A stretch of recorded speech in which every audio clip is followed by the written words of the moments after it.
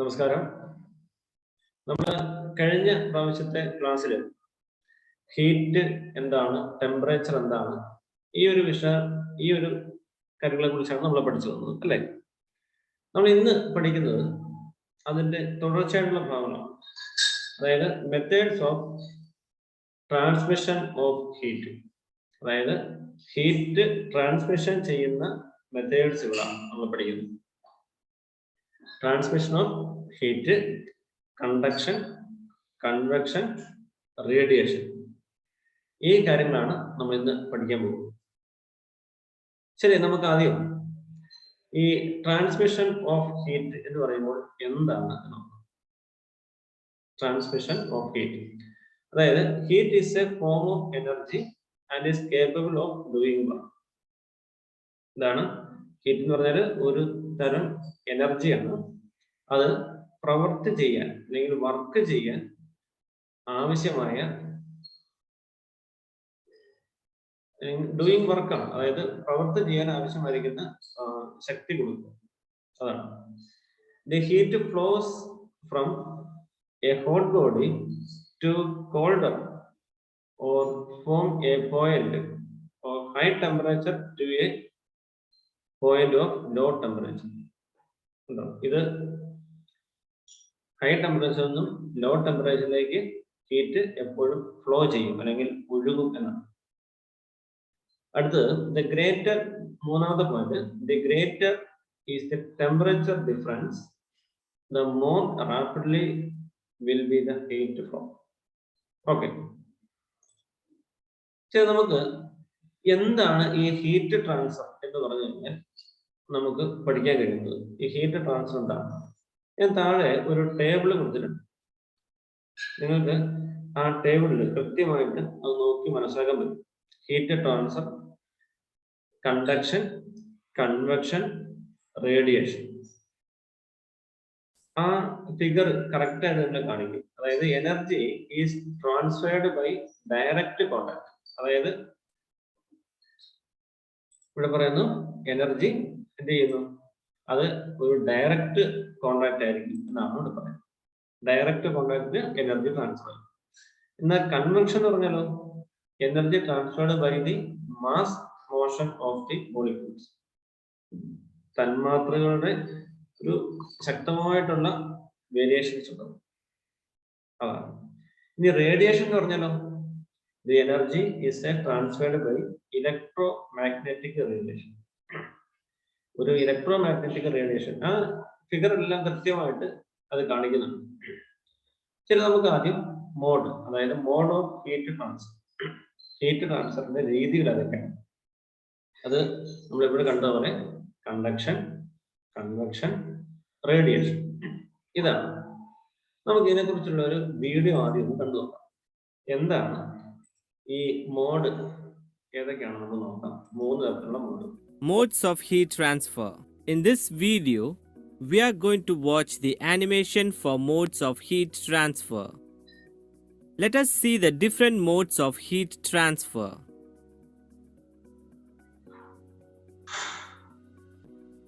Conduction. Conduction is the transfer of heat through a substance from one part to another or between two substances in contact. Convection. Convection is the transfer of heat from one place to another by the movement of fluids. Radiation. Radiation mode of heat transfer. The heat reaches the substance to be heated from the source of heat without heating the medium in between.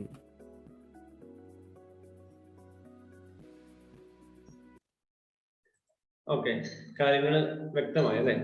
എന്താണ് conduction, convection, radiation എന്ന് പറഞ്ഞാൽ എന്താണെന്നുള്ളത് നമ്മൾ കാണും, അല്ലേ?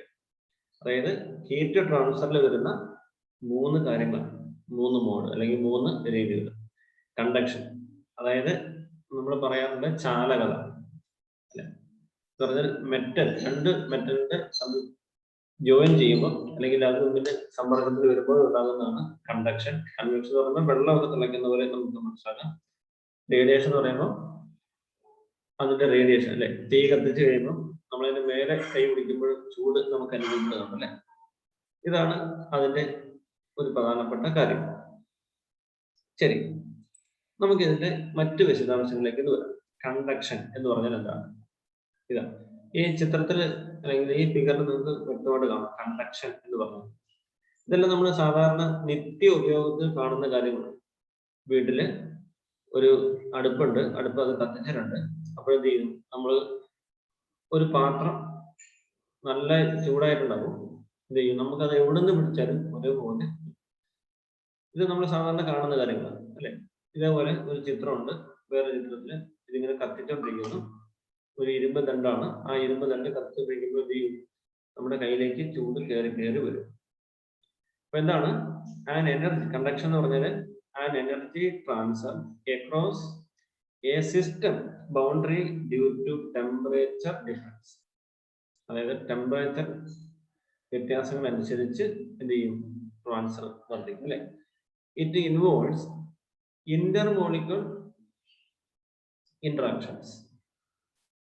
അതായത് രണ്ട് വസ്തുക്കൾ അടുത്ത് വരും അല്ലെ? അപ്പൊ എന്ത് ചെയ്യും, ഒന്നിനകത്ത് നിന്നും മറ്റൊന്നിലേക്ക് പോകും. ഇന്റർ മോളിക്കുലർ ഇന്ററാക്ഷൻ വരും അല്ലെ? അടുത്ത no matter, no bulky motion of the matter involve. കേട്ടോ, അതാണ് ഈ ചിത്രത്തിൽ കാണാം. നമുക്ക് ഇതിന്റെ ഒരു വീഡിയോ ഒന്ന് കാണാം, കണ്ടു നോക്കാം. Conduction. In this video, we are going to watch the animation of conduction. Iron bar, burner, an energy transfer across a system boundary due to temperature difference. It involves intermolecular interactions. Needs matter, no bulky. Okay, ഇതാണ് നമ്മൾ സാധാരണ കാണുന്നത് അല്ലെ? തീ ഇങ്ങനെ കത്തിക്കൊണ്ടിരിക്കുന്ന സമയത്ത് എന്ത് സംഭവിക്കും? കൃത്യമായിട്ട് നമുക്ക് എന്താ കാണുക, ഇതുപോലെ പഴുത്ത് അതിന്റെ മറ്റേ എൻഡിലേക്ക് പോകും. ഇവിടുന്ന് വേറൊരു ദണ്ടുണ്ട് അല്ലെങ്കിൽ വേറൊരു അയണുണ്ട്, ആ അയണുമായിട്ട് കോണ്ടാക്ട് ഉണ്ടെങ്കിൽ അവിടുന്ന് വീണ്ടും കയറി അല്ലെ? ഇതാണ് നമ്മൾ കാണുന്നത്. Motion of matter involved. Okay, കണ്ടക്ഷന് നമുക്കൊരു നല്ലൊരു ഇൻട്രൊഡക്ഷൻ കിട്ടി അല്ലെ? ശരി, conduction of heat energy occurs as warmer molecules transmit vibration and hence heat to adjacent cooler molecules.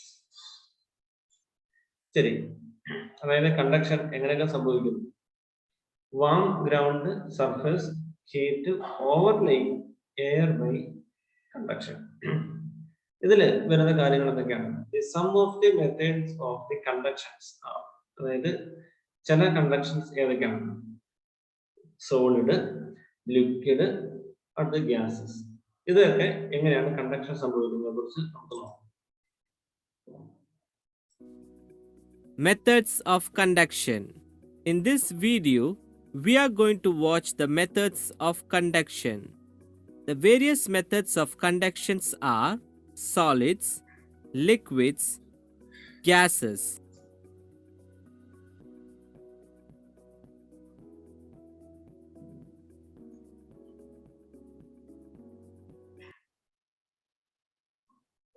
Okay, ആ വീഡിയോയിൽ ചില കാര്യങ്ങൾ നമ്മളെ മനസ്സിലാക്കുന്നു അല്ലെ? അതായത് കണ്ടക്ഷനിൽ എന്തൊക്കെ സംഭവിക്കുന്നുള്ളത് നമുക്കത് കറക്റ്റ് ആയിട്ട് മനസ്സിലാക്കാൻ നമുക്ക് അടുത്ത വീഡിയോ കണ്ടാലേ മനസ്സിലാവുള്ളൂ. സോളിഡ്, ലിക്വിഡ്സ്, അതുപോലെ ഗ്യാസസ്, ഇതില് ഈ കണ്ടക്ഷൻസ് എങ്ങനെ വരുന്നു? നമുക്ക് ആദ്യം സോളിഡ്സിൽ ഒന്ന് നോക്കാം. എന്താണ് solids? In this video, we are going to watch the animation of solid conduction.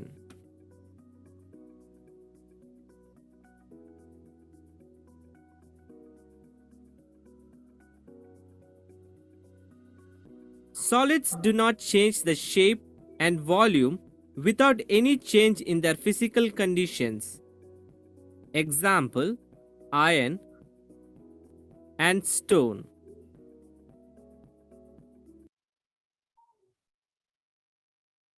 Okay, നമ്മൾ സോളിഡ്സിനെ കുറിച്ചുള്ള ഒരു ഭാഗം ആകട്ടെ. എന്താണ് ലാക്റ്റീവ് vibration of molecules, energy transferred by free electrons. അതിന്റെ 2 എക്സാമ്പിൾ ആണ് പറഞ്ഞിരിക്കുന്നത്, അയൺ ആൻഡ് സ്റ്റോൺ. നമ്മൾ ഇരുമ്പിലും അതുപോലെ തന്നെ സ്റ്റോണിലും വരുന്ന ഭാഗങ്ങളാണ് അല്ലെ കണ്ടക്ഷനിൽ വരുന്ന സംഭവം. ഉപ്പ് എടുത്ത് അതിലേക്ക് വിതറി അല്ലെ, ആ സമയത്ത് സംഭവിക്കുന്ന ലാറ്റിസ് വൈബ്രേഷൻ ഓഫ് മോളിക്യൂൾസ്. അതുപോലെ energy transport by free electrons അല്ലെ, എനർജി എന്ത് ചെയ്യുന്നു, ഫ്രീ ഇലക്ട്രോൺസ് വഴിയായിട്ടാണ് ട്രാൻസ്പോർട്ട് ചെയ്യുന്നത് സോളിഡ്സിന്. ശരി, നമുക്ക് അതിന്റെ ഒരു ചിത്രം അവിടെ കാണുന്നത്. ഒരു സോളിഡ്സ്, അതിനകത്ത് ഇലക്ട്രോൺസുകൾ എന്ത് സംഭവിക്കുന്നു, ഈ ഇലക്ട്രോൺസുകളെല്ലാം ഇതുപോലെ ക്രമീകൃതമായ രീതിയിലാണ് ഈ സോളിഡ്സ് ഉണ്ടായിരിക്കുക. ശരി, നമുക്ക് ഇനി ലിക്വിഡ്സിന്റെ ഒന്ന് നോക്കാം. എന്താണ് ഈ ലിക്വിഡില് സംഭവിക്കുന്നത്? Liquids. In this video, we are going to watch the animation of liquid conduction.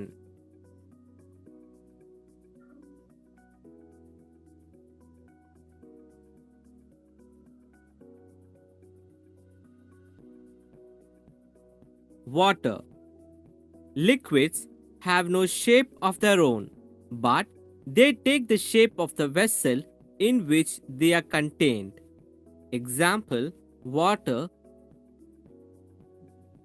and oil. Okay, അതായത് വാട്ടറിലും ഓയിലിലും സംഭവിക്കുന്ന അല്ലെങ്കിൽ എക്സാമ്പിൾ ആയിട്ടുള്ളതിലാണ് അടുത്ത കാര്യം നമ്മൾ നോക്കുന്നത്. എന്താ അത്? The particles in A liquid are still attached to one another, but so weakly that they can move past each other. Liquid can change shape. ലിക്വിഡിന് എപ്പോഴും എന്ത് ചെയ്യാം, ഷേപ്പുകൾ എപ്പോഴും ചേഞ്ച് ചെയ്യാം. അതാണ് വാട്ടറിലും അതുപോലെ ഓയിലിലും സംഭവിക്കുന്നത്. നമ്മൾ നേരത്തെ കണ്ടത് ഏകദേശം റെഗുലർ ആയിട്ടിരിക്കുമ്പോൾ സോളിഡ്സിന്, ഈ ലിക്വിഡ്സിലാകുമ്പോൾ എന്ത് ചെയ്യുന്നു, അത് ഒരു ഇറഗുലർ ആണ്. ഈ മോളിക്യൂൾസിലെല്ലാം ഒരു ഇറഗുലർ ഷേപ്പിൽ തന്നെ നമുക്ക് കാണാം. ഈ ഫിഗറിൽ അതാ കാണാം അല്ലെ. ഇനി മാത്രമല്ല തമ്മിൽ ഒരു യോജിപ്പൊന്നുമില്ല, ആ രീതിയിലായിരിക്കും ഉണ്ടാകുക. നമുക്ക് ഇനി ഗ്യാസസിനെ കുറിച്ച് നോക്കാം. Gases. In this video, we are going to watch the animation of gases conduction.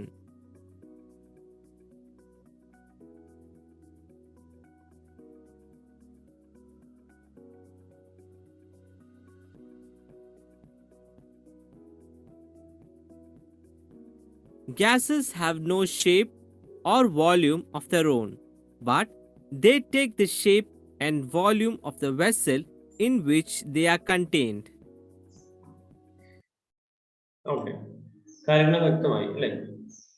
Gases സ്റ്റേറ്റില് നോക്കൂ, എങ്ങനെയാണ് മോളിക്യൂൾസുകൾ എങ്ങനെ ഉണ്ടാവുക, തമ്മിൽ യാതൊരുവിധ ബന്ധവും ഇല്ലാത്ത രീതിയിലാണ്. ഗ്യാസസിന് എന്ത് ചെയ്യാം, നമ്മൾ വെള്ളത്തിന്റെ കാര്യം പറഞ്ഞ പോലെ അതിന്റെ ഷേപ്പുകൾ ചേഞ്ച് ചെയ്യും. മറ്റൊരു point, in gases the particles are not attached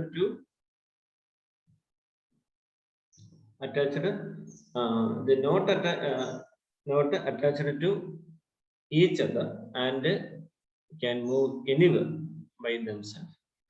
അതാണ് നമുക്ക് ഗ്യാസസ് സ്റ്റേറ്റിൽ വന്ന കാര്യങ്ങൾ.